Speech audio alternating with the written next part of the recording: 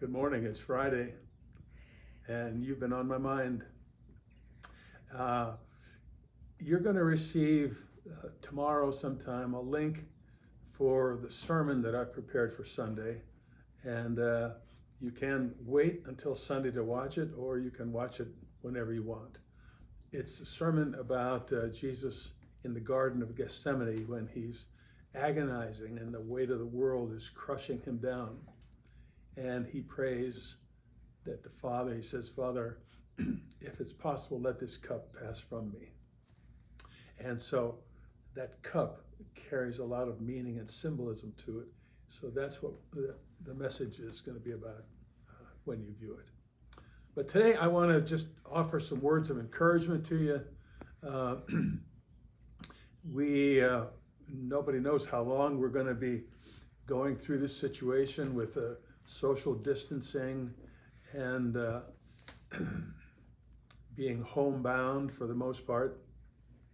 But there's a passage in the book of Hebrews in the 12th chapter that I thought I would share with you. Hebrews chapter 12, beginning at verse 7. Endure trials for the sake of discipline. God is treating you as children. For what child is there whom a parent does not discipline? If you do not have that discipline in which all children share, then you are illegitimate and not his children. Moreover, we had human parents to discipline us, and we respected them. Should we not even more willing to be subject to the Father of spirits and live? For they disciplined us for a short time as seemed best to them. But he disciplines us for our good, in order that we may share his holiness. Now, discipline always seems painful rather than pleasant at the time, but later it yields the peaceful fruit of righteousness for those who have been trained by it. This is the word of our Lord. And so we're being disciplined. It's not the same as being punished. We're being disciplined in the sense that somehow God is permitting this to take place. But he's permitting it to take place for our good. We who count so much on convenience are discovering that life is not convenient right now. But I'm not sure that life was ever meant to be convenient as a core principle for how we live. And so we are enduring a time of hardship, a time of discipline, a time of being isolated and separated from one another.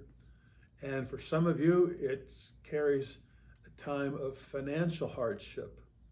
I pray that that's not having too much of an impact on most of you. Maybe some of you people who are working, maybe you're experiencing a cutback in hours, and I'm sorry for that. But I encourage you to just trust God that he will provide for you.